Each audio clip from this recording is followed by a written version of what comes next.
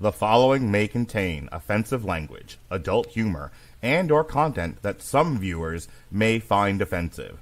The views and opinions expressed by any one speaker does not explicitly or necessarily reflect or represent those of Mark Radulich or W2M Network. Please listen with caution, or don't listen at all.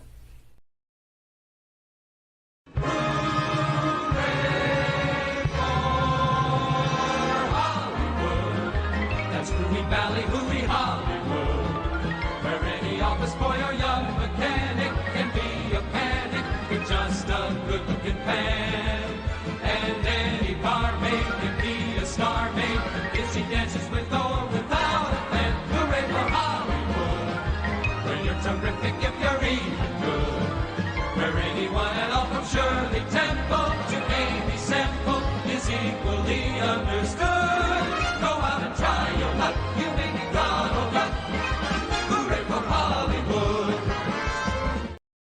Ladies and gentlemen, boys and girls, children of all ages, you are listening to a Radulich in Broadcasting premiere podcast, Damn You Hollywood, and you belong up here with me. And here's your host, Robert Winfree. Yay! Hey, everybody. How's it going out there in podcast land? Hope you're all doing all right. Jason, are you making meth? What is all that sound? That's probably my living room TV. Hold on, I'll tell Amber to turn it off. Thank you. Because I swear to God, it sounds like you were either making like a witch's brew or meth or something. Hold on, I'll go turn it off. I'll be right back. Okay. Well, the voice you just heard was the dulcet tones of Jason Teasley, who'll be joining us this evening. Our other special guest, first time on Damn You Hollywood, if memory serves, we have Cole Marentette. Cole, how you doing? Welcome to the show. Doing great. How are you? We're doing okay over here. Gonna find out in a little bit whether or not that maintains, but... Cole is my very special friend. And he is one of the many people I call on for a very specific thing. And that specific thing is Transformers knowledge. Cole was on a TV party for, I don't actually remember the name of the show now, but it was some Transformers cartoon on Netflix that was done in 3 parts. You and I reviewed that together. You and I reviewed a comic together back when I was running source material when Jesse was Essential, which was what, like Megatron or something like that? What was it called? We did, I want to say we did the Transformers Terminator crossover. No, we did the big, All Hail Megatron. All Hail Megatron. Yes. I was hoping you guys had tackled Megatron X, because it ends with him getting gunned down publicly. I don't know if you're kidding or not. That's the funny part. It's like that could be true. Were you on the Revolution show where we talked about it was like Transformers, G.I. Joe, Rom the Space Knight, Mask? That no, whole I was nonsense? not on that one, unfortunately. Okay. But you were a halfway regular on source material there for a bit. But yeah, I bring you on to talk about Transformers just real briefly, like really, really brief. So because it's always a new audience here, especially on Damn You Hollywood. We've had a lot of new people find us as of late. What's with you and Transformers, pal? Why do you like them so much? Well, I've been a fan of Transformers since the Beast Wars era back in the 90s. Mm-hmm. That was where I got in, and I really enjoy the, ironically enough, the malleability. Mm-hmm. The fact that it transforms all the time. I like the different takes on the mythology. I like seeing where different creative organizations go with the same story. Right. Because ultimately they're the same story told over and over again. My son said something to me about the Transformers, and I said, you got to understand, Jonas, they started out as toys. Yes. So it's my son. So he was asking questions like, well, where are their penises? How are baby Transformers born? How does any of the biology work? And I went, stop it. These were toys. These were daddy's toys. Don't you understand, child? And they were just trying to come up with a story for a cartoon to sell the damn toys. Don't you worry about Optimus Prime's penis, you 10-year-old child, you. Anywho, keep going. I It's worry funny about you your mention boy that because the sometimes. Marvel Comics actually did that. They discussed all that. Oh, do tell. See, Depending on the you can't story, throw that out there and then not address it. depending on the story, Transformers bud. They actually grow little tiny Transformers off of their bodies, and then when they get big enough, they pop off. What, like gremlins? I swear to God. I swear to God. They fucking, like, what is it in biology where like you grow another organism onto out of yourself, and you just keep like splitting and multiplying? Like that's how Transformers work. Mitosis, yeah. Yeah, mitosis. That's awesome. I don't know what I came back into, but go ahead. We're talking about where baby Transformers come from. Welcome to the show. But then based on the different continuities, sometimes they're built, sometimes they're forged from Cybertron itself. There's all sorts of different stories. All right, cool. All right, so we are talking Transformers 1 tonight. Transformers 1 is a 2024 American animated science fiction action film based on Hasbro's Transformers toy line. It was directed by Josh Cooley from a screenplay by Eric Pearson and the writing duo of Andrew Barrer and Gabriel Ferrari, based on a story by Barrer and Ferrari. It's an ensemble cast that includes Thor, Brian Tyree Henry, Black Widow, Keegan-Michael Key, Steve Buscemi, Laurence Fishburne, and Jon Hamm. It is set on Cybertron, the home planet of the Transformers, and depicts the origins and early relationships of Optimus Prime and Megatron. Transformers 1 premiered in Sydney, Australia on September 11, 2024, and was released by Paramount Pictures in the US on September 20th. The film has grossed $38.6 million worldwide and received largely positive reviews from critics who praised the story, humor, action sequences, animation, and voice performances. Cole, one of the reasons why I wanted to have you on tonight was, and we'll get into the plot synopsis and craft review in just a minute, but when I had you on for the Netflix show, we had a whole conversation about Transformers lore and like the history of the Cybertronian wars, and like you were teaching a class on my podcast in Transformers history, such as it was. So my question to you before we get into all of this tonight is, this is about the pre-Cybertronian civil war between Optimus Prime and Megatron, the Autobots and Decepticons. This is about the friendship between Orion Pax and D13, whatever the hell his name is, and how they became what they became and why they fell apart. Why Cain and Abel split as brothers. So how close to the mark does this movie come for you? Well, see, what you have to understand about Transformers is that there is no mark. Okay. Famously, there was an attempt many years ago to make one continuity called the aligned continuity when Transformers Prime, the cartoon, came out. They tried to merge that with some books and the video games. They told the same story 3 times, and they told it 3 different ways. Mm-hmm. So that's kind of Transformers in a nutshell. There is no one canon. There are Got it. We have many stories. We have many gospels. I understand. Yes, exactly. How it keeps to the accepted version of their story is with Optimus Prime and Megatron being friends beforehand and coming up together and taking on the establishment, but the whole thing with them being minor bots and not being able to transform and all that stuff is very different. That's all a very new take on the story. Okay. Before we get into this, while Jason still plays with his camera and microphone, Robert, I know you and I have reviewed a lot of the Transformers live action movies. They all suck. Correct. Do you have any special affection one way or the other? Because I honestly don't remember, for the Transformers IP. Yeah. I was square in the target demographic of the Saturday morning cartoon when that thing first came out. Mm-hmm.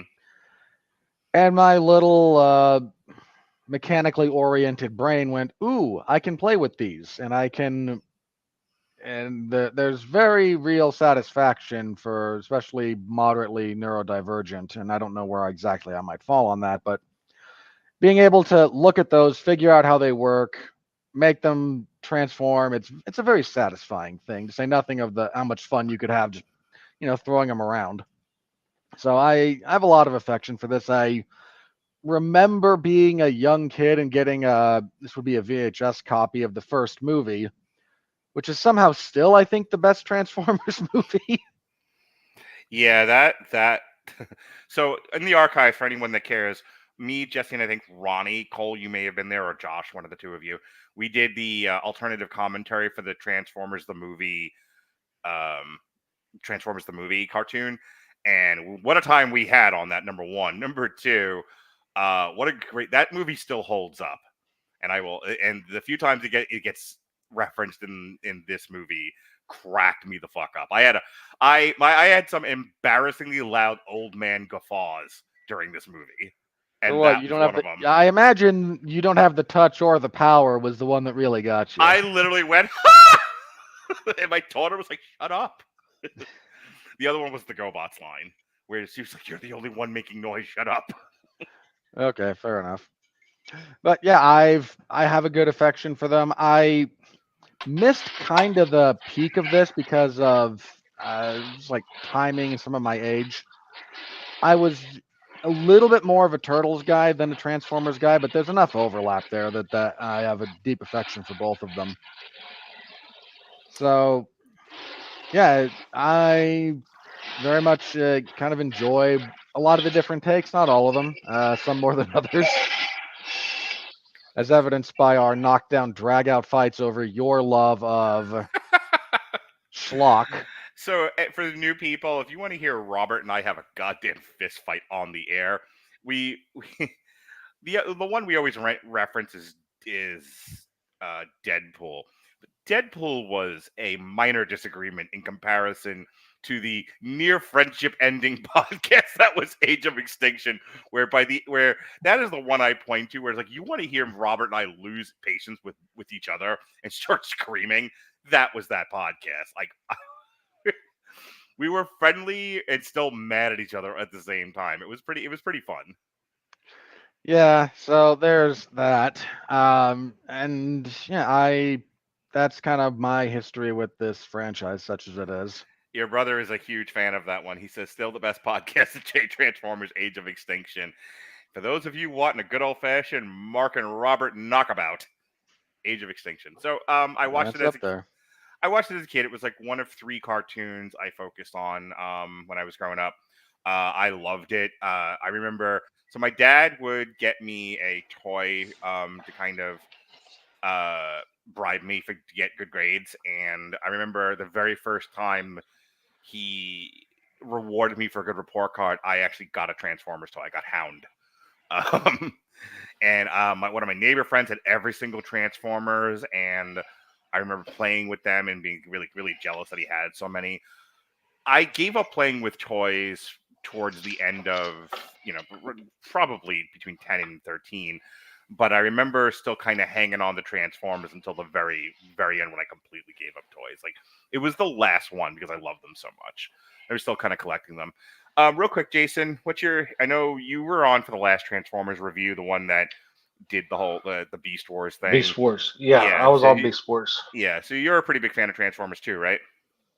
Yeah, I grew up with Transformers. I loved Transformers growing up. Grew up with the cartoon. I want to say a giant Optimus Prime. Mm-hmm. And every time I go to Universal Studios, I always make sure that I get my picture with Megatron. It's kind of a running gag because the Megatron at Universal Studios is the absolute best thing ever, because he is kind of a dick, and he messes with people, and he talks smack to you, and he hurls insults at people. It is the greatest thing ever. I love the fact that Megatron's a bully at a theme park. Yeah, and it's the greatest thing ever. And so every time I'm down there, I'm a Decepticon at heart, just because of Megatron. Because who doesn't, as Robert always says, who doesn't love the bad guys? Always Everyone loves the bad guys. Always root for the heel. Yeah, you have to. But Always yeah, is a bit of a stretch. but yeah, grew up with Transformers. Grew up in that whole era of Transformers, GI Joe, and absolutely loved it. So seeing this movie, I had low expectations. So Oh, we're gonna talk about that. it was kind of something that I wanted to hop onto because the Transformer franchise has been all over the place. If anybody has listened to any of your and Robert's reviews in the past, they can tell how all over the place it's been, and it's 90% been bad. So definitely wanted to get on this review and talk about how they did this prequel, and just to see what kind of prequel they would have came up with. Especially when it was pitched that they was going to show that Optimus and Megatron actually started out as these low-level mining bot friends that grew to these immensely popular dualities of opposing forces. So I don't always call out the comments, but this one cracked me up. Hashtag Megatron was right. Yeah, that's going on a T-shirt at my T-Public store. All right, Robert. Megatron's not Thanos. He wasn't right. All right. No, bad Robert. Now be good, Robert, and do a very fast plot synopsis because I want to hear every moment of Cole's thoughts. I can be fast with this one. So we get the brief history of Cybertron, where the world's first Transformer transformed into the planet. And there was a time when all was right with Cybertron and the Energon flowed like champagne. And all was well, but then the Quizars showed up, or... The Quintessence, you Okay. Quiznos. You uncultured swine. So the fleshy thing showed up to the machine planet, and there was conflict. And it went kind of badly, and all the Transformers were driven underground, and all the Primes died, except for Sentinel. Because if there is one constant in the universe of Transformers, in addition to Optimus always being the hero and Megatron always being a douchebag, it is that Sentinel is just the worst. Always just the worst. But he is, in theory, the last Prime, and the really important thing here is the matrix of leadership was lost. That was the thing that let the Energon flow freely, and now it's gone. So we have a bunch of minor bots that have to dig for Energon to try and keep the society going. And Sentinel is your pretty stereotypical politician, which just makes him all that much worse. And we have a fairly stringent caste system between robots that have their transformation core and those that do not. I knew we were in trouble when they animated Sentinel Prime with a hat that said, make Cybertron great again. I knew we were in trouble when he was blue. All right, keep going. And in the midst, so in all of this, we're introduced to Optimus Prime and Megatron, known by their slave names of Orion Pax and D13. Kunta Kinte bot, transform and roll out. Oh God. Why you calling me Cassius? I ain't white. That's a white man's name. Here we go. So Megatron X, go.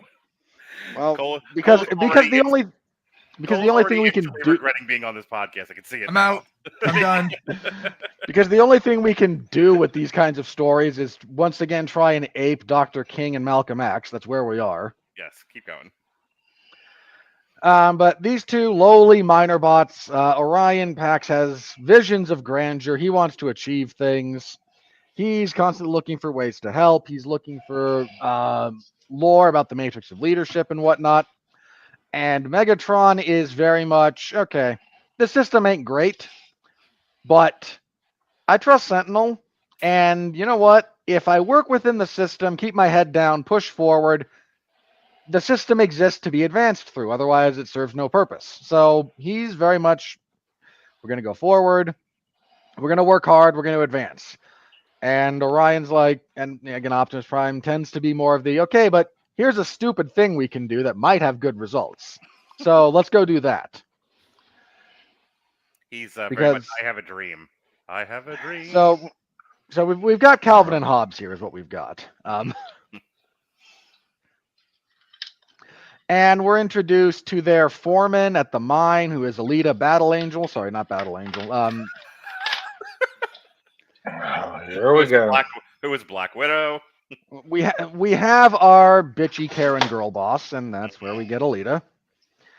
And things go a little bit sideways when there's a mining accident, because Energon is very unstable, and mining a planet that constantly shifts and transforms is hazardous work. So she gets demoted.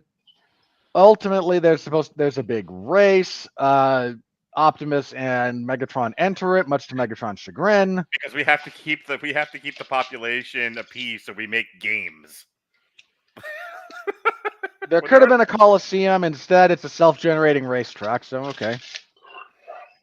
So they enter that. They do fairly well, and they inspire all the miners, but they piss off a few people and get thrown down to sub-level 50, where they encounter our grating, obnoxious comic relief, Bumblebee.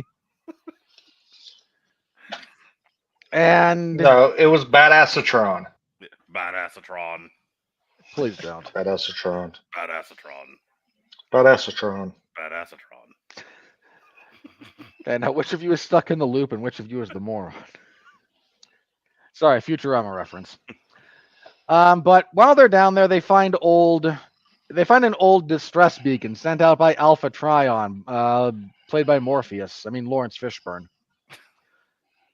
And it's a call for help and the location of the last stand of the Primes. You see, Sentinel has been telling the people that he goes up to the surface and he is searching for the matrix of leadership to fix all the problems in the world. And now, hey, we may only be lowly miner bots, but if we can get up there and we can find this thing or give information, this will be helpful. Everyone will be better off. We'll be rewarded. It's all great. So the three of them hitch a ride on a train. Alita winds up being dragged into all of this because she's in the wrong place at the wrong time. They go to the surface where they discover that the quintessentials are still on the surface. They're still around. They're in atmosphere. They're scanning for life forms. Ultimately, they do find the last stand of the Primes, where they find that Alpha Trion is still kind of alive, so they wake him up. And he does the old man thing, but he delivers the exposition that the Primes were defeated via treachery. They were ambushed and set up by Sentinel, who was not a Prime, was just their first assistant, but, Brutus. And we get that tragic backstory, and then we see the Q continuum show up and demand the Energon, which Sentinel is giving them. So like 90% of what they mine goes to feed their alien overlords, and they're not even aware that's what's going on. But the mines are running out, and the bots aren't having a good time, and Sentinel's losing his grip on things, and the Qs are all like, this only works. We only don't wipe you out because you do this for us, so you better fix it. And Sentinel gets all mopey. Alpha Trion gifts our four chucklefucks with transformation cores. There's a big chase scene. Ultimately, they wind up finding the High Guard, the future Decepticons, all your favorites, including Steve Buscemi as Starscream. It's so awesome. I'm not complaining about it.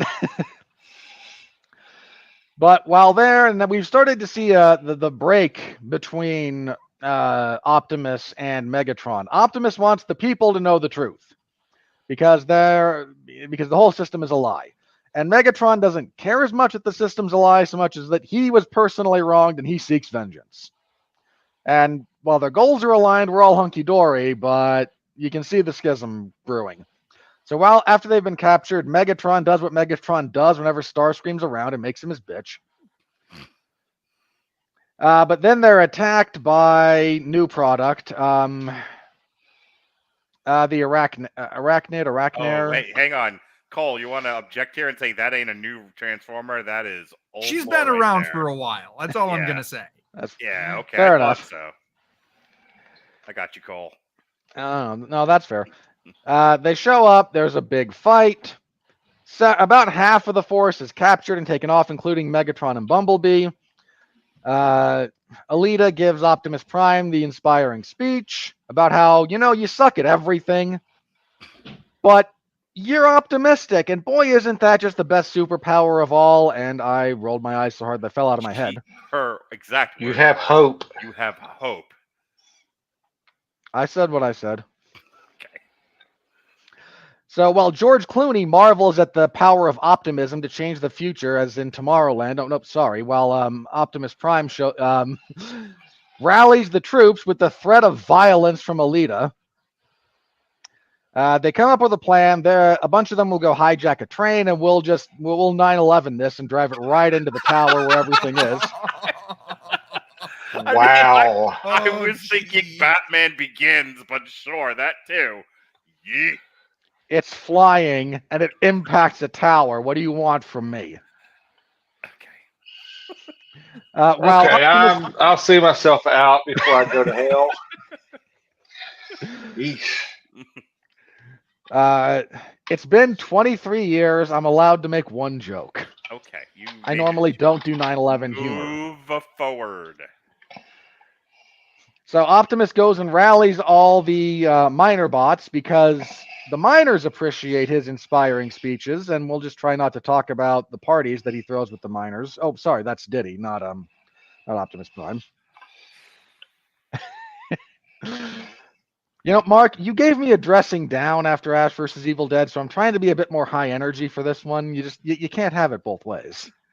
All right, that's fair, but could you direct your energy? We're 10 minutes into this synopsis. Direct your energy into the places where we can interact, not where we're all patiently waiting for Okay. So our big final action sequence happens now.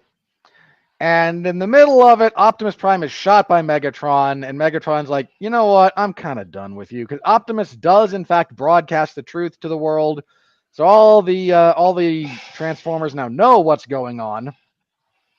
And Megatron is more like, you know what? No, we got to kill this guy and then murder all of his followers, all of his supporters, anyone who benefited from the system. And once we've got like 10 people left, then we'll have the utopia. Then all things will be good.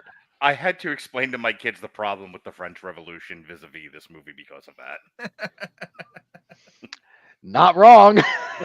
Yeah. Here's the history of the Soviet Union and why it didn't work. Yeah. All right, we're almost done here.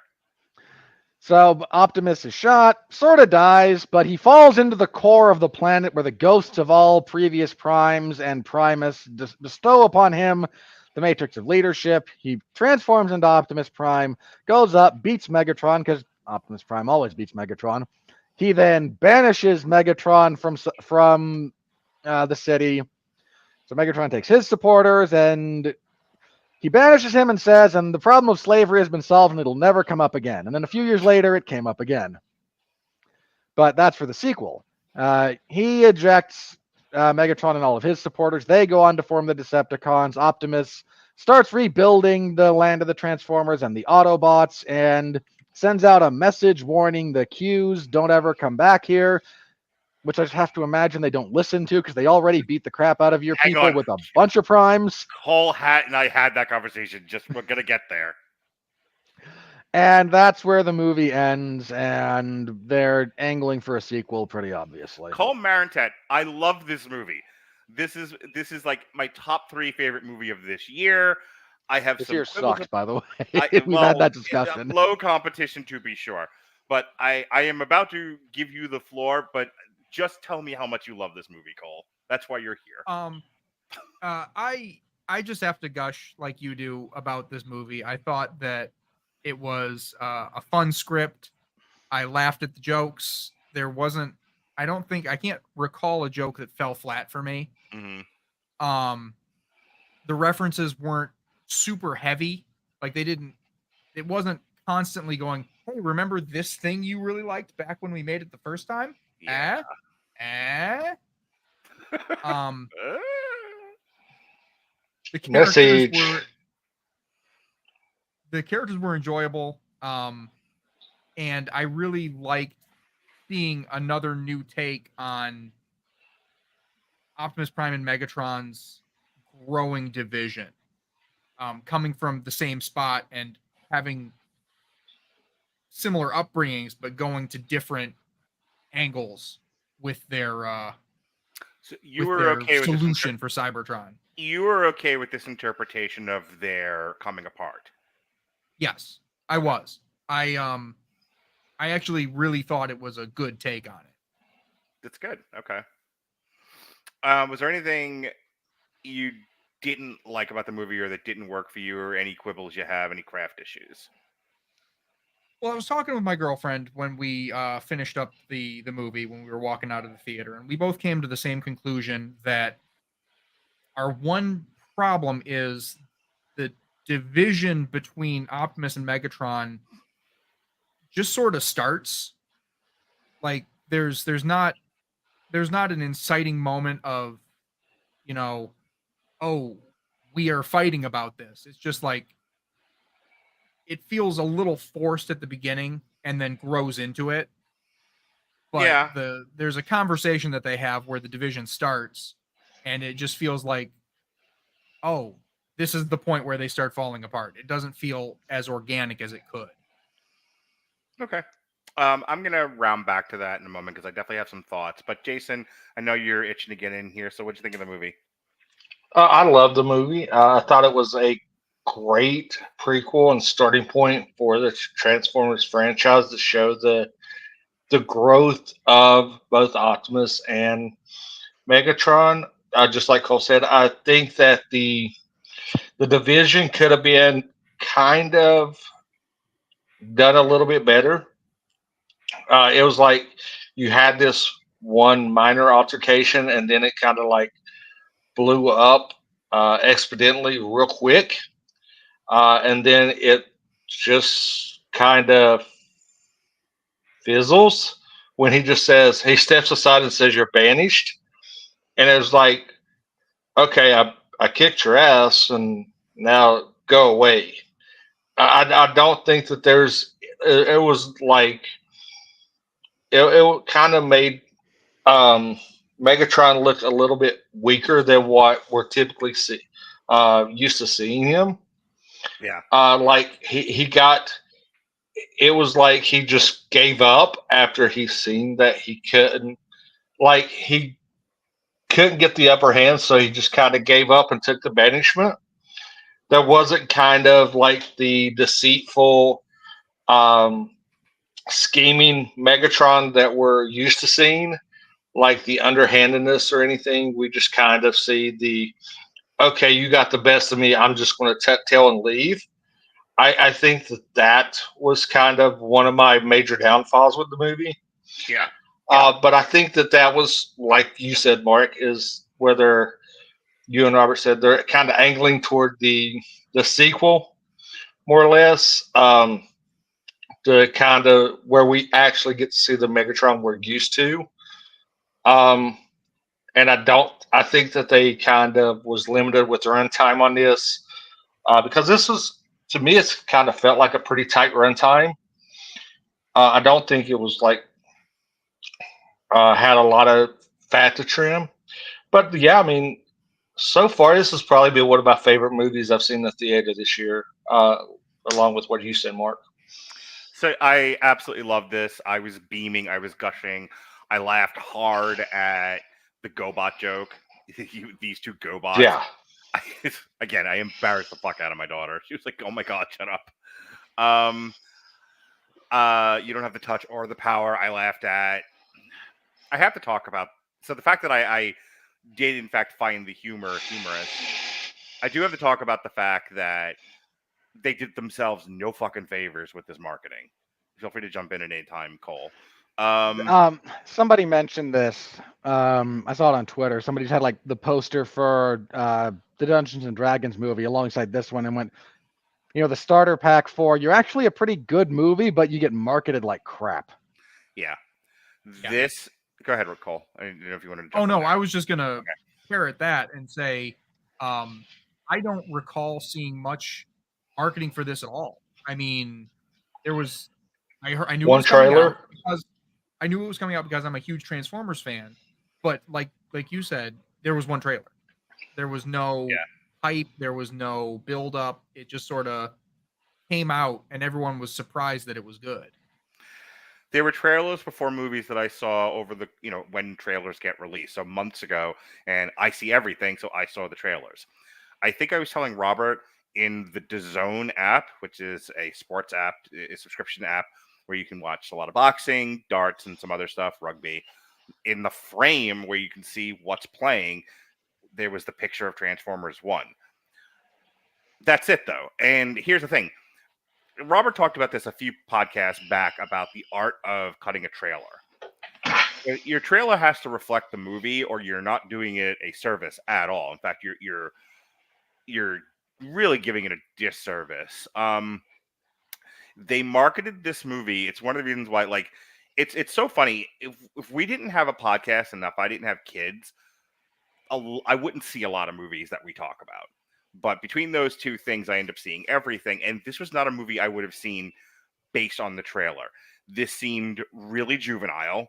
Yeah. This seemed like so. Right before this was a movie for Dogman. I didn't know what the fuck a Dogman was. My son had to quick give me like. So let me explain. Yeah. Same guy that did Diary of a Wimpy Kid. Yeah, it looked like that. It looked like what's the other one? Captain Underpants. That style of kiddie humor. Just fine. I'm all for make stuff for kids. Kids deserve good entertainment too, and that stuff is popular with kids. So no qualm, no foul. However, it's also not. I'm almost 50. Like I don't want to watch a lot of that stuff. Let the kids watch it. And so like I'm watching the trailer for Transformers 1. I'm thinking about a lot of the other juvenile, strictly for kids stuff I see out there, and I'm like, I am gonna hate this movie.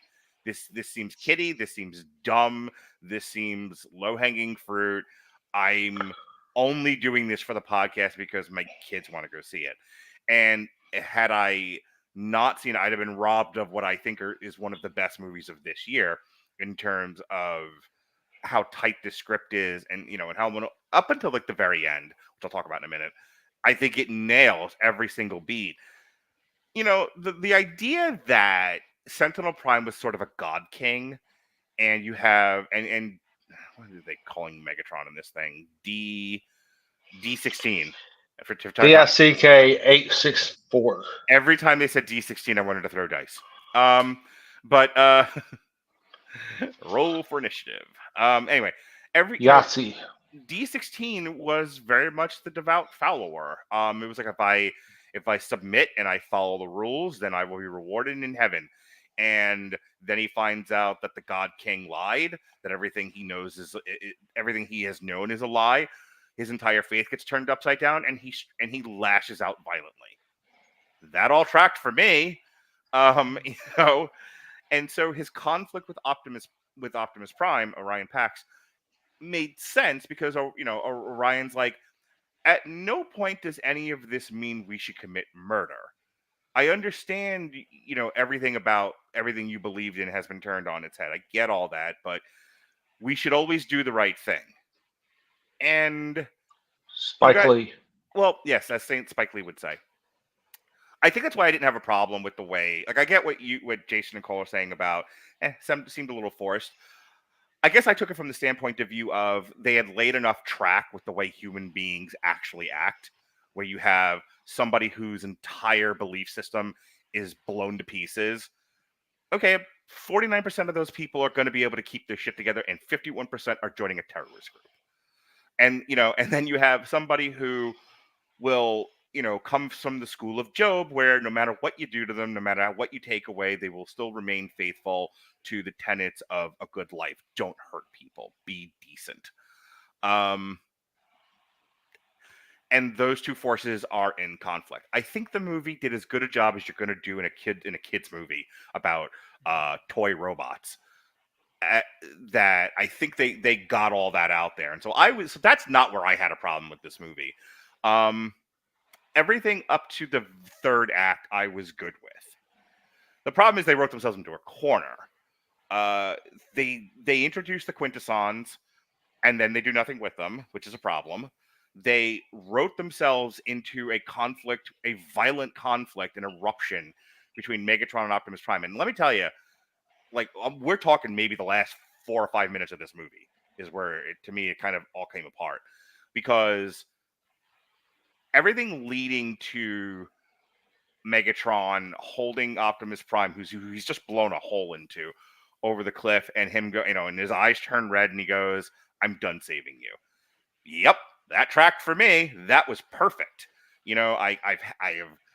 I have given and I've given and I've given, and it's never enough. And you keep taking, and this is his perspective, which I was there for. And it's like I want to be my own person. I need to excise a demon or two. I am done with you. And he lets him go. That was perfect. And then they gotta give him the Matrix. They gotta do the magic. They gotta make the moisture, and up comes Optimus Prime. And now we have to. Now here comes the punchy part. And I'm not gonna lie, this is where the movie loses me.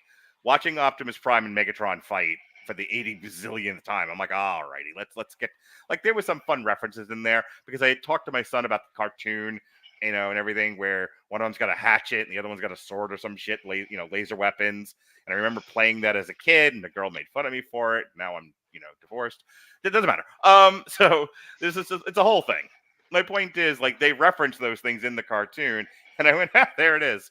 So my son and I were elbowing each other. But you're right, guys. They have the fight, and then it's like Optimus Prime, goes 12 rounds, and the decision goes to Optimus Prime, and he was like, well, we're done here. Go, you're banished. And Megatron goes, so I am. All right, boys, let's take our shit and go home. Like, what? That's a problem with the writing of this, is they got to the end of the movie and went, we don't know how to resolve this. We can't kill Megatron. We need, he lives. That's the problem. That's the problem with the prequel. And then we can't kill Megatron. So they just have to send him home. And a lot of movies do this. This isn't the only offender. But it's just like, well, we don't know how to end this thing, so we'll just send the villain home. And it's like, the villain wouldn't just go home. Megatron would have kept fighting. Okay, there's two ways that this needed to be shifted. Yeah. For this ending to work. Mm-hmm. One, Megatron needs to be much more badly hurt than he is in the course of this fight. He needed to be rescued. Yes. But, well, you almost need to reverse the position from where they were before. Mm-hmm. Where, instead of Megatron holding Optimus over the pit, it's Optimus holding Megatron. Then you get that flashback to their first meeting. Mm-hmm. There's a wonderful line in the show Justified that comes up repeatedly to describe the relationship between the main character and the main antagonist. And because anytime the main character is asked, well, why don't you just kill Walton Goggins? Because frequently he has the opportunity to do so, and he never does. And his response is always, we dug coal together. Right. And that's like the last line of the series, even before they did like the continuation a few years ago, was he finally gets him in jail, and they have that conversation. Like, I keep wondering, why I didn't kill you. And I keep coming back to, we dug coal together, because they did that for a long time. And that all that crap formed a really unique bond between them, even though they're on opposite ends of, all of this stuff. It goes to one of those things that binds men together. Yeah. We work shoulder to shoulder, side by side. We make bonds as men, and those bonds stand the test of time, all things considered. So, but you need to then have that moment where Optimus is now put in the position where I can kill you, or I can not even kill you, I can let you die. But what we had was so important. We had each other's backs. You do that scene, and then you maybe do a really brief montage of them dealing with like mining crap and accidents, and how many times they saved each other. And then he just like tosses this battered and broken version of Megatron aside and says, "Get out. And if I ever see you again, I am killing you." Mm-hmm. But I would have had it where my way of doing it would have been one of two ways. One, something happens, something gives way, they are forcibly separated, and there's no way of getting to each other. And at that point, the tower collapses. Yeah, something like yes. Um, that's two. I didn't want to make that joke because I don't want it to be a joke, but they're fighting on the top of a tower. Like that is the natural. That's why I'm laughing and I'm agreeing with you because yeah, kinda. Yeah, the tower collapses and they are separated and they can't get to each other and it's like, all right, this is hopeless. And at that point, they're dragging Megatron away. Like, I'm gonna kill him. It's like you're gonna die. Is what you're gonna do. Let's go. Let me at him. Let me at him, sir. You have no legs. Yeah. I would have done that way, or the other way would doing it would just to kind of create that bond would have been he's on his last legs, you know, blood from every orifice, and his Megatron's like, I will not submit, and at that point, Starscream just grabs him, says, "Let's go." Like, Yeah, that's what I would have done. Is like maybe have like Optimus have him like beating down and have him like mortally wounded, Mhm. and have that flashback. But in that moment, as like Optimus is trying to decide, like is like wrestling with the decision, have like Starscream like swoop in and just grab Megatron and just leave with him. or if you That or way if you not Starscream, then have it be Soundwave and Laserbeak. Laserbeak grabs him, and you yeah. know, Have somebody just kind of intervene. Yeah. And where you don't have like that finality of it, and you have that they're going to have to finish this. Yeah. They're going to continue this. So to go back to the actual movie, so the ending's weak. Everything about the movie is great up until the end, and that's where it's just like they're kind of speed running this ending, where it's like, wait, we built so well up to this one point, and then it's like fast drop and it's over, and it's like, ugh, this is a little unsatisfying. The other problem I have with this is they introduced the Quintessons. The Quintessons didn't go anywhere. They're still in the atmosphere. They're still chilling out. Like, all right, waiting on some Energon here. When's the next batch coming? And then at the end of like Megatron, you know, Optimus Prime does the thing from the Michael Bay movies. It's like, and whenever there is trouble, Optimus Prime will be there. And it's like, okay, they're still there. You know, it's always line about like, and we're telling the Quintessons, go home, and if you come back, you'll deal with us. And the Quintessons have to be, we've been dealing with you this whole time and beating your ass. What There are you were talking 8. about? Like they have to look at Optimus Prime and go like, there were 8 of you and we still won. Yeah, it was Like I looked at my kids going, they're just gonna leave the Quintessons up there? Like I wanted a shot to the Quintessons all staring at each other going, should we just kill them? Like, what are we doing here? I think that the reason the Quintessons don't just kill them is because they find them adorable. It's kind of like how elephants look at people and they're like, oh, pets. The Quintessons just like, oh, look, they think they're people. Wait, I just want to, and I hate to do this because I hate this about other people, but I'm going to be that guy that I hate right now. The Quintessons are essentially Sauron, and the Sharkticons are the orcs. They have them by the legion. At any time, they could have overwhelmed that planet.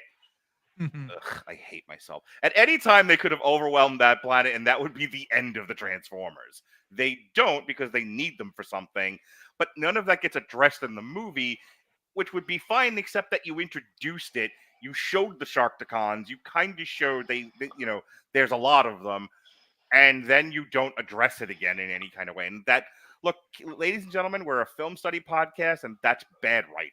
It just is. Doesn't mean the whole movie is bad. Doesn't mean I didn't like it. Calm down.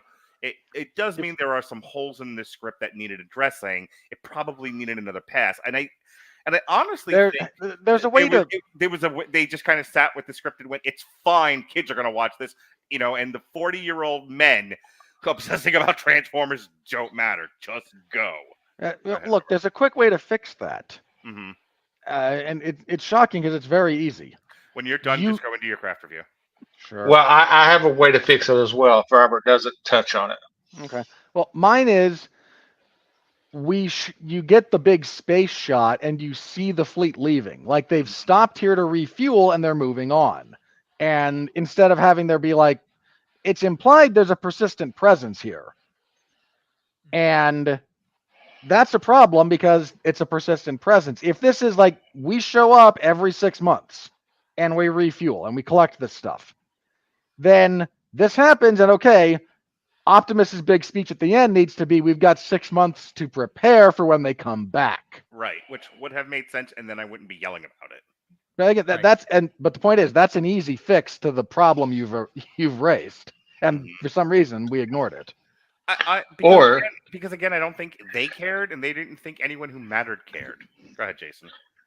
Or, better yet, hear me out on this. Show the ship, and when you pan away from the ship, you see Megatron standing on the ship as if he overthrew the ship with the Decepticons and has basically reversed the roles and has enslaved them as part of working under the Decepticons, and have that as like after he gets banished, one that solves the whole Megatron tucks his tail and leaves, because it looks as if, okay, he's just going to go. He knows the power that they hold. He goes, overthrows them, and has just like a small after credit scene that edit sets up as the Decepticons being the formidable force that they are, that we have grown to know and love. Yeah. If the final shot is a familiar shot of Megatron's spaceship that he goes to Earth in, that is now implied he stole from the Quintessons, and the last thing you see is Megatron's foot on a dead Quintesson's head. Okay. Yeah.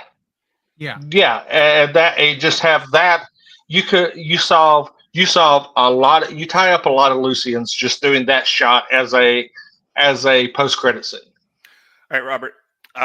So I threw in the chat, this is like one of my favorite movies of the year, and you shot back, ugh, I'm gonna be alone on an island naked before God, hating this movie. So, are you gonna ruin everyone's fun, or are you with us? I don't know. I didn't love it. Let me just start there. I didn't hate it, but I didn't love it. Okay. Because there is so much humor in this. I'm not even saying it's a bad thing, but the humor has to land for you, and very little of this humor landed for me personally. And I'm big enough to say that that's not an objective problem. That's a, how did I enjoy it problem, right. And fair enough. Other people enjoyed the humor. Wasn't for me. I can live with that. Here's where I'll agree with you. Everything with Bumblebee was grating. Yeah, that was... It did not feel like Bumblebee. It felt like, oh, we've got Keegan-Michael Key. Well, we'll just do him. Yeah. It very much felt like, hey, this scene needs to be funny. Kids are in the audience. Do something funny. Be funny, clown. And he's willing to do that. Yeah. So that I found a little bit grating. Alita's a little bit too on the grating. Sorry, I got to punch in because I forgot to bring this up. I actually made a point of saying to Lily, that's how you write a girl boss. She was perfect. But I want to hear your argument. She only works in that role because she is presented as grating. Like, in world, people don't like her. Yeah, that's how you... Look, I'm going to say something to the people out there who think, we need more girl bosses. You can write them. Understand they're not well liked. And if you put that in your movie or your television show, that these alpha women, these grating, bitchy girl boss alpha women are also exhausting and impossible.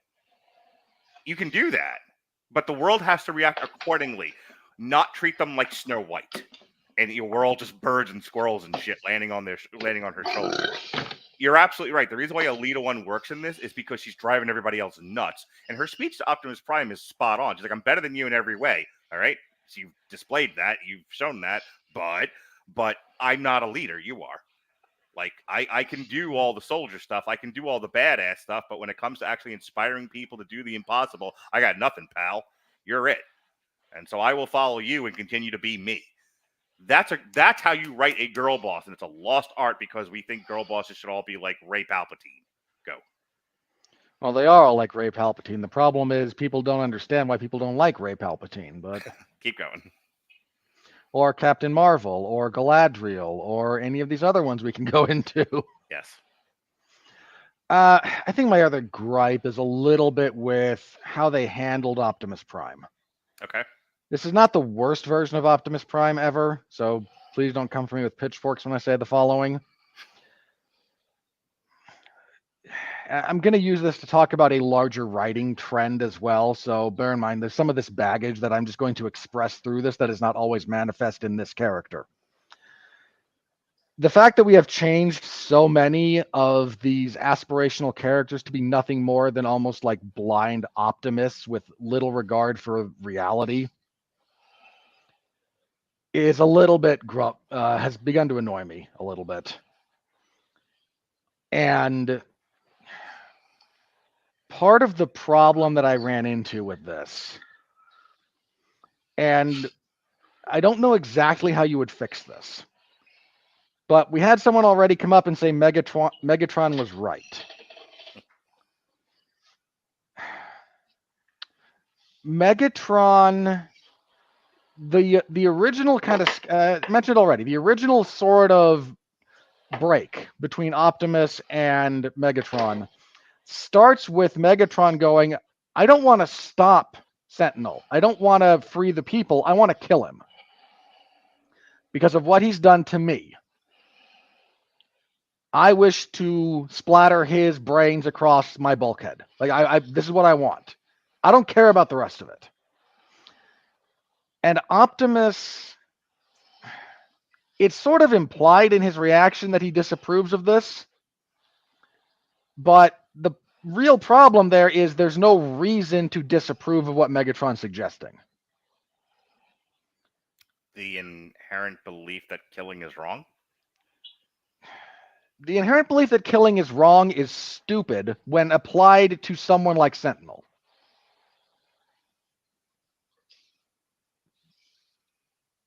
Look, I am not a bloodthirsty guy, contrary to my media consumption. Okay? But this is a character who personally murdered half of the ruling primes and collaborated with the enemy to enslave the people. This is treason and murder. What do we do with traitors and murderers? It's not complicated. Put them on trial and execute them when they are found guilty, generally speaking. There is no justice system in this. Guillotine them. For the record, the French Revolution had a justice system, Mark. Okay. I'm aware. It was terrible. Like, I don't listen. This is now dangerously close to going to an hour-long tangent where you and I get into a philosophical fight, which I'm not doing. But well, hang on. Let me get more. Going. Okay, let me get to my. But yeah. So here's the problem. So the problem is, again, this is a writing and a framing thing. Megatron says murderous traitor should die. There's nothing wrong with that.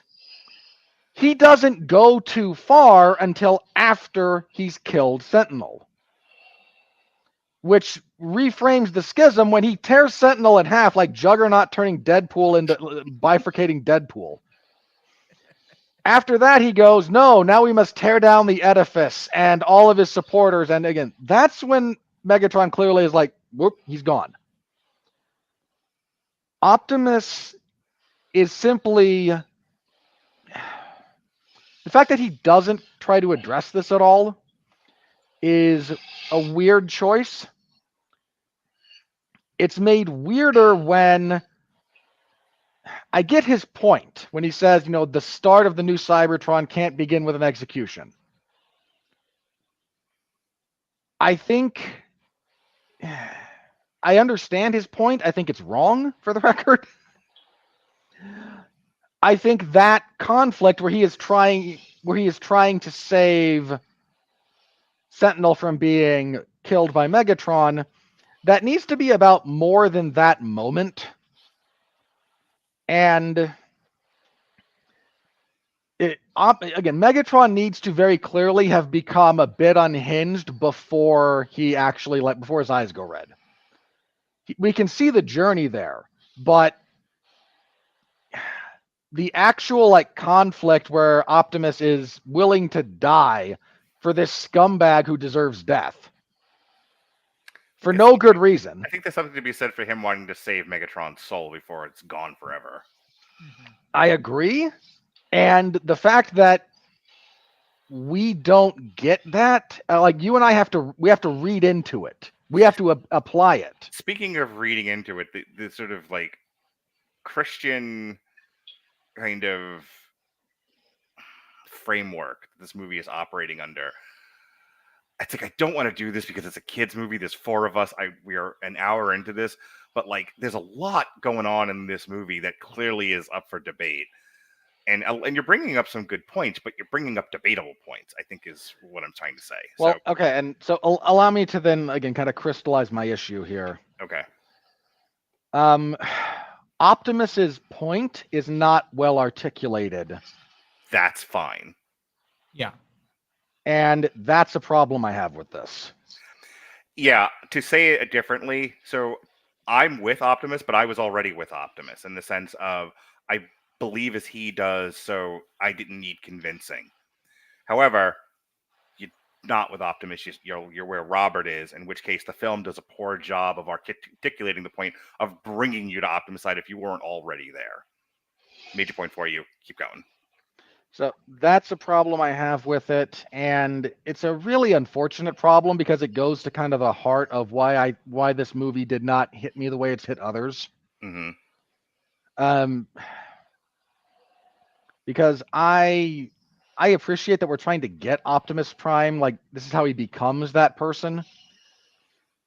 But even the more or less finalized version of Optimus that we get makes the very weird decision, as you brought up, like, okay, no, go away, Megatron. I'm sure this will never come up again. Yeah. Like a couple of their interactions remind me of this. Saddam Hussein would have been like, now listen, you get out of Iraq, all right? We're tired of you. It's like, what? Yeah, or could make another reference. Find Osama bin Laden. They were like, "No, you quit ramming planes into buildings. See, now get out of here, you and your." Oh my God. Well, look, We went there again. That's 3 people. we totally drove the Taliban out of Afghanistan, and that wasn't a problem years later, right? They didn't just sit in Pakistan in a mass power and wait for senile old jackass to pull out. Bad Robert. Keep going. So but like a bunch of their interactions remind me of this joke from the I think it's the Extra Credits History Channel where they do like the brief history of the Civil War. Mm. And like, hey, here's the compromise of 1812, and we solved it, and slavery will never be a problem again. It'll never come up again. A few years later, it came up again. Well, we signed the Fugitive Slave Act, and now we've solved slavery. It'll never come up again. Well, a few years later, it came up again. Okay. And that's kind of how this felt, and it very much, like, again, to your point about it, it felt you could feel the hand of the author there. Like, okay, we can't kill Megatron, but rather than write a legitimate circumstance where his survival makes sense, we'll just do this. So that one fell a little bit flat for me. I think if I have another sort of complaint, it's a bit of Chris Hemsworth's voice work. Okay. He's only got 2 modes for his take on this. He's either just being Chris Hemsworth, or he's trying to be Peter Weller. And one of those really doesn't work. Yeah. Anytime he tries to do the Optimus Prime voice, it's not right. Yeah. And I don't mean that, like, you can't have another voice actor do the role. You can. But if all that voice actor is going to do at different points is try to copy what came before, it doesn't work. All you're doing is reminding us what's not there. Yeah. So I do have a little bit of a gripe there with that. But by and large, I'm not as high on this as you guys are, but this is it's because this year has been so much of a wasteland, a throwaway, a punt. Yeah, who knew? We did. 2 weeks into the strike last year, we sat on this podcast and went, boy, 2024 is going to suck. Hey, Cole, I've said a lot. Robert said a lot. Was there anything that you wanted to address before we go into the money? Well, first of all, hashtag Megatron was right. It's going on a t-shirt. I mean, dyed in the wool. Fair enough. I'm respect wearing it. the brand. I understand Megatron's viewpoint better than I understand Optimus's viewpoint at the end of the day. Yeah. I get to a degree like, oh, we don't want to begin our new world with an execution. That's fine. At the same time, Megatron is not just saying I have been, hurt personally, but look at all these other people that have been hurt personally. The problem comes when he takes it too far and begins destroying everything. As you said, I was firmly in Megatron's camp right up until the point where he just started firing indiscriminately into the crowd. It tends to be a problem anytime that happens. Right, exactly. Which I think is also a little bit of lazy writing. It's, we need to make our villain villainous all of a sudden. Yeah. You can't end the movie on a gray area. You can't end the movie on, well, maybe he had a point. We have to make him a bad guy, so we're going to make him a bad guy. Right. It would be an interesting thing to take this children's movie, and I'd like to remind everyone that is what we have been on about for the past hour. And be like, all right, well, moral ambiguity, children. Have fun with that. Still real to me, damn it. Parents, it's like first Pixar, now this. It's that's the limitation of kind of ascribing very interesting adult themes to a very kiddie property. And let us not forget, as adult as the Michael Bay movies may have been, because there was tits and ass in them, they were still a very kiddie franchise. They extraordinarily so. And what do kids love more than racist robots? Tits and ass. That's right, baby. It's so funny. And Cole, one last thing before we get out of the craft review. I'm saying all of that, but a lot of the Transformers comics, especially like I think it was Boom or Dynamite or whatever, whichever company did Revolution, really did like use it as a vehicle to discuss some really heady subjects. The Transformers. Yeah, that was IDW, who recently, unfortunately, lost the Transformers license. But they used it as a vehicle to tell a compelling story about what would a society be like if they were at war for millions of years. Right. They told these stories about, like I was saying, moral ambiguity, and they told stories about at what point does the noble, heroic side become just as bad as the evil side? Which a lot of that is framed in the prequel area, telling the same story as this movie does. And I think that's where my disconnect comes, because I am a fan of those properties. Mm-hmm. So I'm looking for depth that is probably not intended to be there in the first place, because I am used to that being there in the last time I experienced this story. Yeah, I think it's be the last thing I say, and then we're going into the money. I think that was what when you sold me on All Hail Megatron, it was because that was more or less the pitch. It was, hey, you want to read the story where like Megatron becomes, ruler of the earth, and there's this whole like political component to it, and yada yada yada happens. And I'm like, yes, I do. Bought the book and everything. And I remember like we talked about we had a podcast about All Hail Megatron, and it was we ended up having a really, really good discussion, and a lot of the subject came up. I don't know why Transformers is where we get into all of these heavy debates and, robots that turn into cars. Political diatribes. What? Sure, they go together like peanut butter and jelly. Absolutely. Hey, we watched this robot turn into a microscope. Good. Hey, that was a functional microscope, for the record. It was a functional microscope that grew into a 10-foot tall robot, because physics did not matter in the Transformers universe. This functional microscope, to be in fact. You're adorable. I'm surprised that he came up. He's one of my desk bots. Are you kidding me? Well, he is. In fairness, that's the creator of Transformers. That is his favorite Transformer. That totally tracks for me. All right, Jason, I know you're like itching to get the fuck out of here. So anything else you want to say before you go? No, I mean, it's like I said, this is probably one of my favorite movies of the year. I'm definitely going to. I'm definitely looking forward to it coming out on either POV or just streaming. Definitely going to watch it again. I feel like this is one of those movies I can just put on at any time and just sit down and enjoy. So definitely looking forward to rewatching it.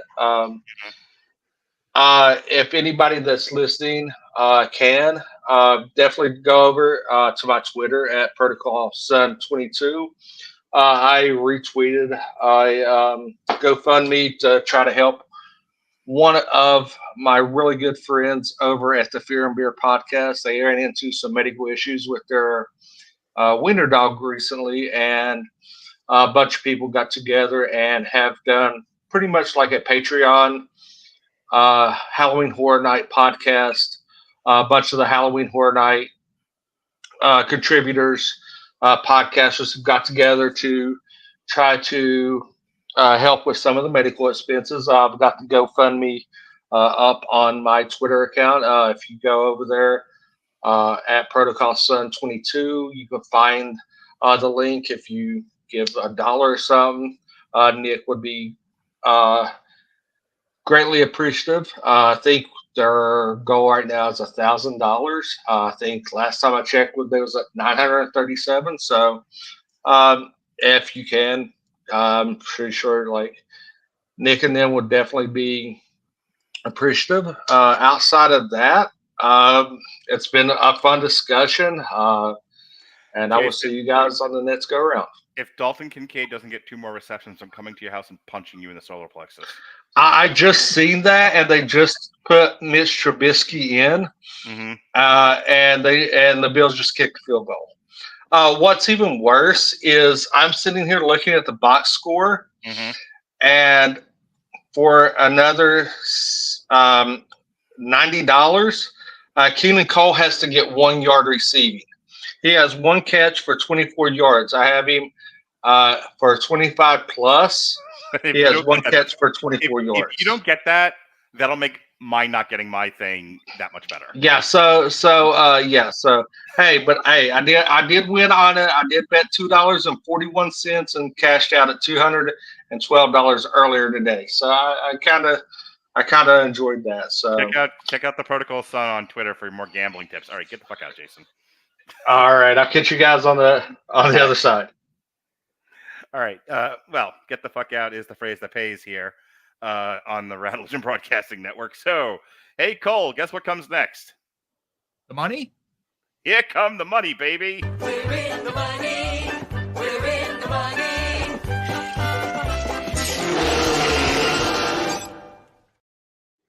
All righty. Hey, before very briefly, before we get to this, What? do you think when Shane McMahon shows up in AEW, he keeps Here Comes the Money? I hope. Yes. I hope he's 100%. I hope he's actually sung to the ring by the actual Naughty by Nature. All right. On a budget of almost $150 million, this thing has made $38.6 million. It's not quite a bomb. I can't necessarily play V for Vendetta. It's gonna struggle. Yeah, this is. Go see this movie. This movie deserves money. Go spend money on it. Which I tried to tell one of my friends at work today. He was like, "Oh, I'll just watch it." It's like I found a pirated copy that looks good. I'm just gonna watch that. And I'm like, no, go spend money on this thing. It deserves it, and I don't say that lightly. That being said, we're in the money. As of September 22nd, 2024, Transformers 1 grossed $25 million in the U.S. and Canada, and $14 million in other territories for a worldwide total of $39 million. In the U.S. and Canada, Transformers 1 was released alongside The Substance and Never Let Go. It was projected to gross up to $40 million on almost 4,000 theaters in its opening weekend, and made about $10 million on its first day domestically, including 3.4 from Wednesday and Thursday night previews. It went on to debut $24.6 million, finishing second behind holdover Beetlejuice. Yeah, again, I don't think which of us picked Beetlejuice to retain over. You're so smart, Robert. No, I genuinely can't remember. Like I'm not. This is not me setting up for praise. It's like, okay, did any of us actually go with that? I mean, I think I said that I think I said Transformers 1 would win its weekend, but only because, it's been a few weeks since Beetlejuice. Beetlejuice came out. I figured we'd be done by now. But like I said at the start of this, like, the marketing for this movie did it no favors. None. And at this point, I think Transformers, Cole, and I would really appreciate if you could speak to this if you had an opinion. I think Transformers is a beat to shit IP.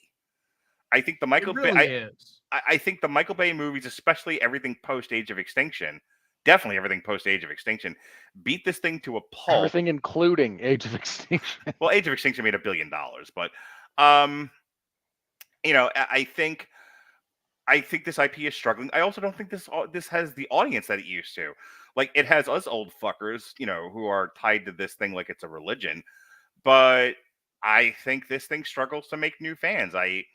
My kid watched it when he was real little, but it didn't stay with him, and we wouldn't have seen it if I didn't drag him.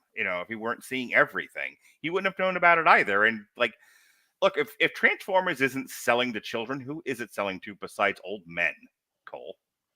Well, I mean, that's exactly who it's selling to is old men. The problem is the brand has become so poisoned by lowest common denominator film after lowest common denominator film, one after the other after the other after the other, with diminishing returns. Exactly. Every None one of that them came out. The only one of those movies that you could argue is better than the one that came before it is Dark Side of the Moon, because, or not Dark of the Moon, because that's the second one. Hang on. What's the third one? Can't I remember its title? House of the Rising Sun. No. Sgt. Pepper's Lonely Hearts Club Band. I hate that song. Okay, whatever. The third one of the Michael Bay, the first three. The only one you could argue actually is an improvement over the movie that came before it is the third one, and even that, it's a stretch. Keep going, Cole. You were in the middle of a flow. No, I'm just saying that people have come to expect, a Transformers movie, it's gonna be shit. Why do I even need to? I'll just pirate it. I'll just wait for it to come to streaming. I'll just, sit in the comfort of my own home. I don't need a theater experience for this. And I honestly think that this is saying this after all the movies were spectacle movies. Mm-hmm. Transformers 1 deserves to be seen in a theater. I think that the visuals, the intricacy of the set set design, the background design, and the design of the cities and the landscapes and the skyboxes, it really deserves that big screen experience. I saw it on damn near IMAX. Yeah, we saw it on IMAX as well. And I really think that would have been a selling point of this flick. And I just think that the problem is everyone is so used to Transformers being not worth we're not worth anything, that it's become a self-fulfilling prophecy. Right. And so old men have kids theoretically. So if the old men aren't coming and they're not bringing their kids, then you got nothing, pal. And that's unfortunate, I don't know if this would have done better had it gone straight to Paramount Plus. And let me interject. It's impossible for anything to do better going straight to Paramount Plus. let me make my own point here. The Red Letter Media guys just released a little short film today called What Are Next, and it's making fun of the fact that the sludge has now flooded the earth. The first part of it dealt with a bunch of canceled straight to streaming shows that no one's ever heard of. So then they again mocked the film and television industry by saying, well, the answer to everything is recognizable IP, and they went through the list of sequels, requels, prequels, remakes, etc. And it's just, everything 2, everything 3, everything 4, Avatar 20. Literally, they said that in the video. And then they kept repeating the refrain, don't ask questions, just consume product. And get excited for next product. And so my point is, like, maybe this would have found an audience on streaming, but nothing is finding an audience on streaming now. Like, it is amazing how fast we burnt the audience for television out. And I know I've said this before, but it bears repeating. the youth are not watching streaming television; they're watching TikTok and YouTube. And Right. I don't know how you're going to translate this movie to that. All right, moving on. So the weekend that was Beetlejuice was the number one movie of the weekend. Transformers 1 came in at Third number week 2. in a row for Beetlejuice. Speak No Evil fell from 2 to 3. Never Let Go debuted at 4. Deadpool and Wolverine, which I think is now starting to stream, Probably. fell from 3 to 5. The Substance debuted at 6. Am I Racist, which I only know about because both Midnight's Edge and I think The Critical Drinker did stuff on it. I didn't realize what it was until I saw the poster, and me and my kids took a few minutes to talk about it outside the theater because, like, I told them, like, I don't know what this is, and they were like, we only know about it because of TikTok. Jeremy Johns has a review of it that apparently got him in hot water because he treated it fairly. Well done. Reagan fell from 5 to 8. Jungkook, I Am Still debuted at number 9. And Alien Romulus fell from 7 to 10. Whiplash, the 10th anniversary from Sony Pictures. Stop debuted at supporting 15. Miles Teller. He sucks. Oh my god. A Different Man debuted at 24. Omni Loop 32. In the Summers 37. Happy Clothes, a film about Patricia Field. All right. Debuted at 39. Right up your alley. Yeah. My Dearest Fubao debuted at 47. And that was the weekend that was worldwide. Very little movement. Almost none at all. So Inside Out 2, Deadpool and Wolverine, Despicable Me 4, Dune Part 2, Godzilla Multiplied by Kong, Kung Fu Panda 4, Bad Boys, Kingdom of the Planet of the Apes, Twisters, and Alien Romulus has broken into the top 10. We kind of figured it would. Yeah, at $341 million, but gaining on its tail is Beetlejuice, which has only got $10 million to go before it crosses into the top 10. So it probably will. Yeah, and way down where? There it is. Number 40. Yes. Between Arthur the 48. King, which came out in, I think, March, Sure. and Horizon, which is a historical bomb, we have a $38 million movie at 48 for the year so far in Transformers 1. So that was the weekend that was. Next week is The Wild Robot, of which I bought my son the novel and making him read it because I am a good father. And I'm humble too. Whee! So humble. Just spin your chair and say we. Whee! So anyway, Now look sad and say dough. So I don't think Transformers 1 is going to be the number one movie next weekend either. I also don't think it's going to be Beetlejuice. I think it's going to end up being The Wild Robot. Probably. Let me see what's in competition with The Wild Robot. List of American movies 2024. You going to go see The Wild Robot, or are you done with movies for the year, Cole? Transformers was it for you? I'm probably going to go see The Wild Robot. The few trailers I've seen of that look pretty interesting. Yeah, I'm making my son read the book because I want him to tell me how close to the movie it is, and I'm not reading the book myself because reading, is books are a burden. All right, there you go. All right, next weekend we've got a lot. We've got The Wild Robot, which we're going to review with 87 other people. We've got from Francis Ford Coppola, Old Man Coppola. We've got Megalopolis, which we'll review eventually, just not next week. From Columbia Pictures, we've got Saturday Night, which is the movie about Saturday Night Live. Robert? No, Matt, that's gonna bomb. Yeah. I think the appetite for even that for that style of movie in like the style in which that's shot and the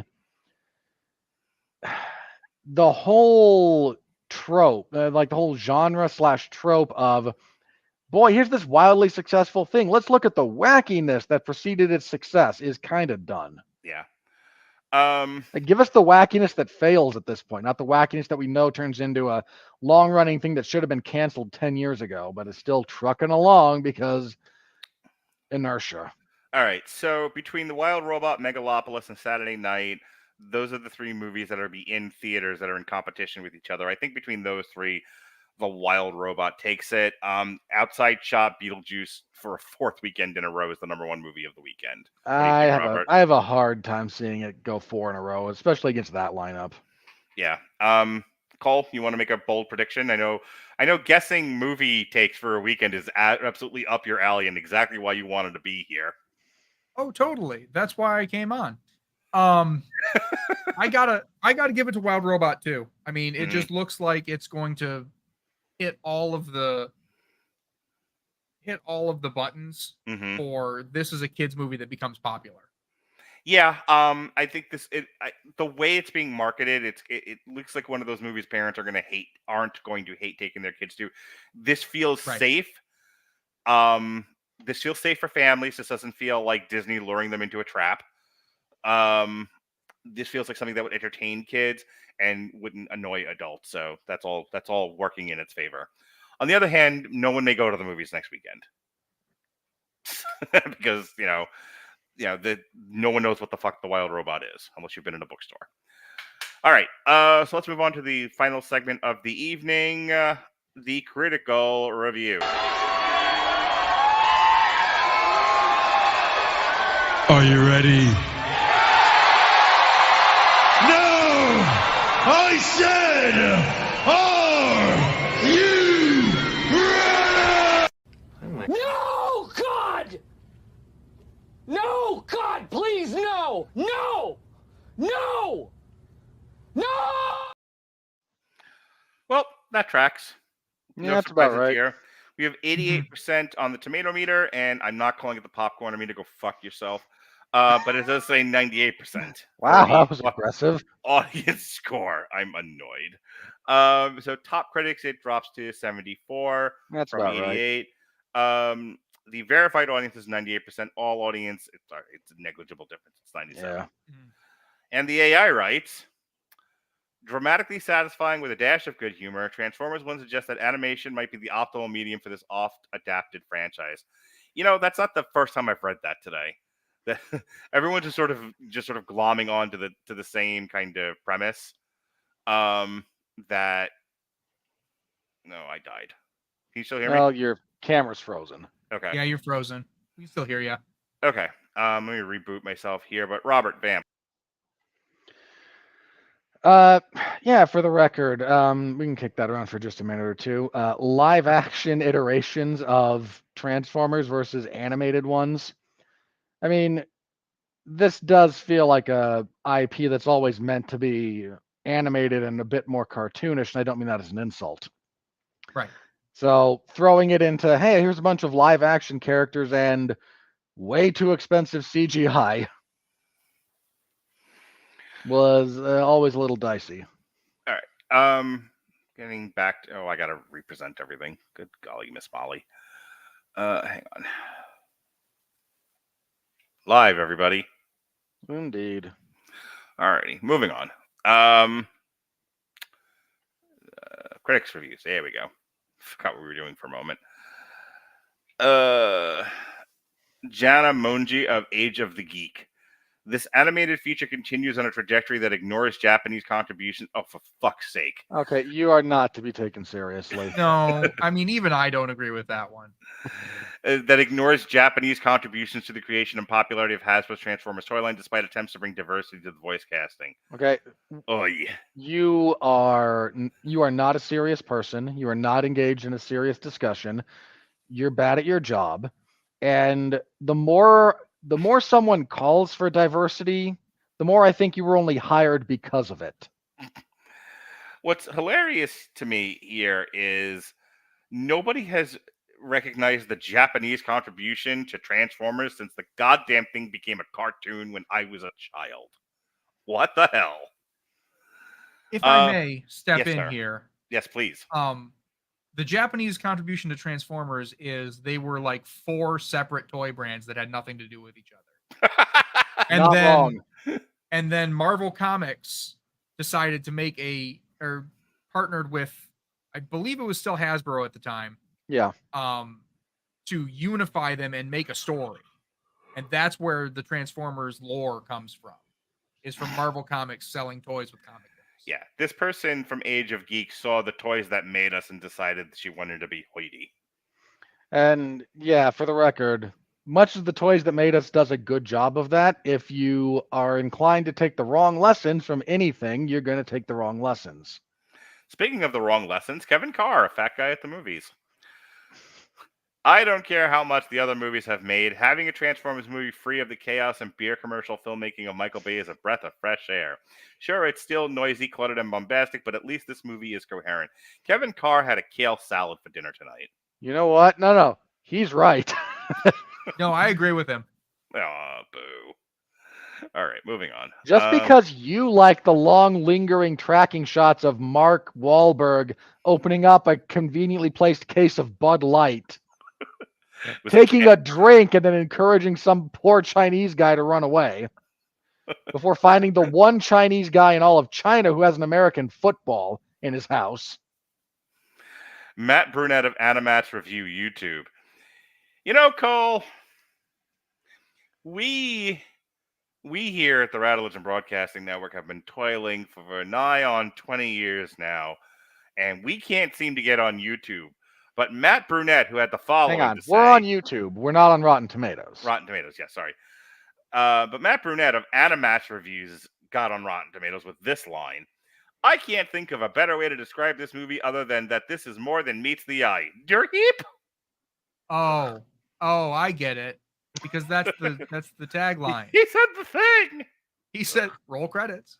Oh my god. Credits roll out. Alrighty. Let's see.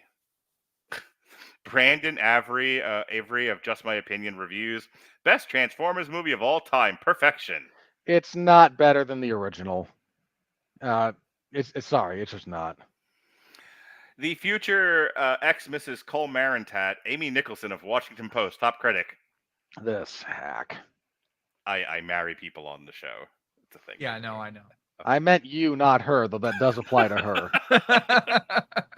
It's like a horror movie here. We're all hacks. Arr. I had thought that seemed at once plausible and absurd. Taking in its landscapes of moody pastel skies and jagged spears of metal and rock overgrown by vines and purple-pink moss, I wondered, is this the Transformers movie inspired by Andrei Tarkovsky? Ugh.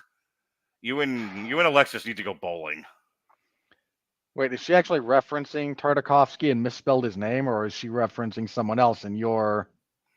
It's spelled, goddammit, Tarkovsky,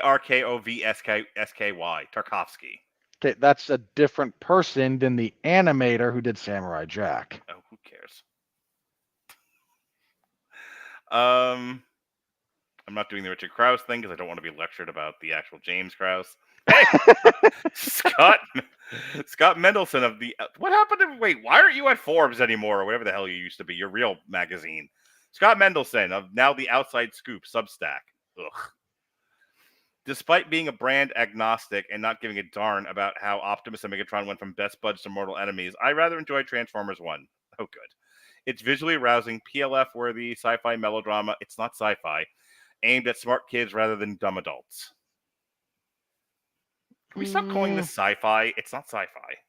I don't hate that categorization. It is at best, it is space fantasy. There is no science here. Sorry. There's very little science. There's more magic in this than there is Rings of Power. Well, that's because Rings of Power has the magic of $1 billion burned on bad CGI backgrounds. The future ex-Mrs. Robert Winfree, Travis Hobson of Punch Drunk Critics. For the record, also, Mark, Andrei Tarkovsky, very influential Soviet-era filmmaker. Terrific. Not the same guy not the animator responsible for Samurai Jack and Primal and a few other projects like that. Okay. Transformers 1 combines humor and nostalgia to present the Autobot-Decepticon conflict in a fresh way that asks us to re-examine our thoughts about something we think we already know. Oy. No, it doesn't. Just why? That's not what this is about. Alrighty. Gonna kill Jason. Jeffrey Harris of 401mania.com. Transformers 1 brings the iconic transforming robots back to the big screen with vibrant animation and compelling biblical storyline focusing on the tragic friendship of the sentient beings destined to become Optimus Prime and Megatron. Very good, Jeff. You can still be our friend. Yeah, Jeff's not wrong there. Do one more here, and then I'm going to set everyone free. Speaking of the Bible. Alonzo Durald of the Film Verdict, top critic. There you go. Reading is hard. Fills in the backstory for the legendary robots in disguise, but there's little here for viewers who come in with no investment in the universe, cinematic or otherwise. Oh, stop reviewing films, sir. You fail at your job. Yeah, that's not a fair criticism. Like, this is not a movie that you have to be steeped in Transformers lore to engage in. No. No. You can come into this movie pretty much blind and at least understand where it's coming from. Yeah, this was pretty accessible for non-fans. That's a bad take. Well, Cole, you've had your first Damn You Hollywood experience. You've watched our podcast before, but this is the first time you've been on one. Like everyone else, should I expect you back? Will I get messages going, put me on for the next 7 reviews? I'm scared and I need a hug and a cup of hot cocoa. That's about the right reaction to us. Anyway, Cole, I hear you twitch and shout. You play games for the public masses. Where do you do all these things? Where can people find you? I can be found in pretty much all of the places at the Film Twit. I stream on Twitch. Been streaming Space Marine 2 lately with friend of the show, Sean Comer. Brother! And other than that, I'm on Threads. I'm on Instagram. I'm on the dying husk of Twitter. It's all dying. Facebook is dying. Twitter's dying. It's all bad. It's all bad. It's all bad. But yeah, it's all bad. But dying is a bit of a stretch. Okay, he talked over you, and I wasn't sure if you were done. Are you done? And then my earbuds went out. Oh, super. No, I can hear you now. Oh, good. Hey, what else you got? That's about the size of it. That's Twitch, Threads. That's where you can find me. Cool. Well, this was fun. I'm glad we had our semi-yearly talk about Transformers. Right. We'll have to do it again sometime. The next time they foist one of these on us. Yes, the next Transformers thing we'll have to have you on for. I don't do comics anymore. I barely do comic strips. So if you're dying to do podcasting and talk Transformers, you got to tackle Jesse to the ground and make him do something. All right. Tackling Jesse is a little bit like the greased up deaf guy from Family Guy. He's very hard to get a hold of. You're never gonna catch me. Speaking of which, this Thursday, we've got a Metal Hammer of Doom jukebox. It's not live. We tape it and then broadcast it after because YouTube. But that you'll get that late in the night, early the next morning on Friday. Nightwish, we're doing Yesterwind, so that'll be fun. And next week we've got the Wild Robot here on Damn You Hollywood, and a cast of thousands. We've got of course the effervescent, beautiful, vivacious Robert Winfree. We have Alexis Hana. None of those adjectives are correct. Her man boy, Zach Strobel, Mick Wanamaker, the fastest growing star here on the Radulich Broadcasting Network, and Chris Owen from a whole other fucking podcast. So that's that. And then on Thursday, October 3rd, we're doing a Long Road to Ruin, hosted by me, not Alexis, no matter what she says. It'll be myself and her best friend, Sean Comer, and Pat Mullen.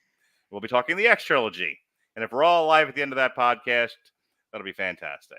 Speaking of that podcast will vaguely resemble Gaza when it's all said and done. Oh. You know what? If people would stop quitting on me, I wouldn't do stuff like that. So, it's everyone else's fault but mine.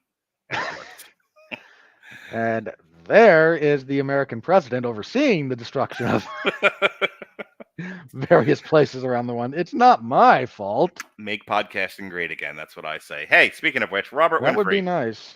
Show us where you piss from. I do a few other things. I cover mixed martial arts and professional wrestling over at 411mania.com in their respective zones. WWE SmackDown on Friday, UFC events on Saturday. If you want more in-depth stuff than my round-by-round reporting of those, I host the 411 Ground and Pound MMA podcast. Latest episode previews this Saturday's card. The UFC is back in Paris, and they've got an okay card. Full preview over there. And yeah, that's what I got this week. We'll be back to try and herd the cats on the Wild Robot. That'll be a good time. Absolutely. Well, Cole, thank you for hanging out with us tonight. Always enjoy talking to you. Thanks for having me. I appreciate it. All right. For Robert Winfree, I've lost another $15. Fuck you, Jason. Be well. It's all his fault. Be well, be safe, and behave.